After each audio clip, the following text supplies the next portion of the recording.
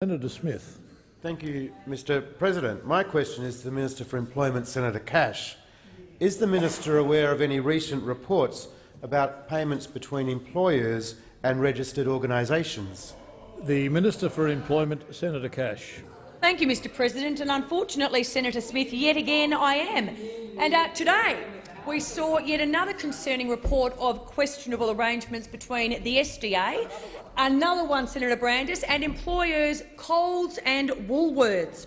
Ewan Hannon has revealed today that in exchange for Coles and Woolworths collecting membership fees of SDA union members, the SDA then gives back colleagues to Coles and Woolworths a so-called administration fee of 10%. 10%. So what this means is that 10% of these union members' membership fees go straight back to their employer.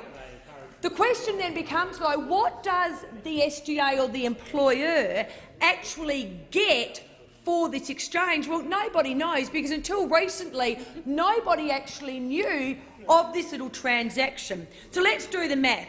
SDA members, Mr President, can pay up to $500 per year in membership fees to the SDA, of which $50 of that $500, colleagues, then goes back to Coles or Woolies. All I can say there is it must be a very, very complex deduction process to actually cost 10% of the membership fees. But in terms of the bigger picture, Mr President, what this is just another example of concern about the financial deals that are being done between big unions and big employers. As I informed the Senate last week, union membership has now been in free fall for many, many years. And yet, when you look at their asset base, $1.5 billion, their revenue stream, $900 million, one has to ask, where does the money come from? Thank you, Minister. Senator Smith, supplementary question. Thank you, Mr President. Can the minister describe what concerns have been raised about these and similar financial arrangements? Minister. Well, Mr President, the key concern about these payments is that they are actually benefiting union officials, for example like Mr Bill Shorten, but do nothing to actually benefit the membership of the union who are paying their hard-earned membership fees. In relation to the Royal Commission into Trade Union Governance, this was the comment that was made. A cause for increasing concern over the last 2 decades is the growth of other forms of more sophisticated and less transparent fundraising activities by some trade union officials.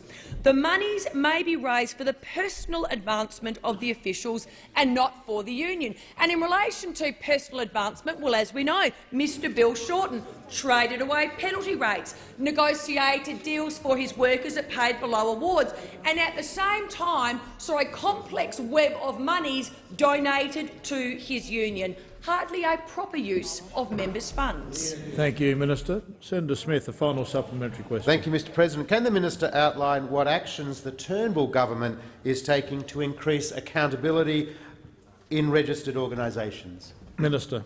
Well, Mr President, despite those opposite fighting us every single step of the way, we are very proud on this side of the chamber to have increased accountability and transparency for registered organisations, regardless of whether you are an employer organisation or a union organisation. What we do on this side is all about putting members first. It is critical that these organisations, in particular in relation to the amount of funds they control and the fact that they pay no tax, put their members first. They need to come clean about their financial arrangements. The $132 million of funds that flow into union coffers from workers' entitlement funds, income protection funds, training funds and charity funds needs to be explained. The members in these funds need to know, how does this flow of funds benefit them? And if it doesn't, why not? Thank you, Minister.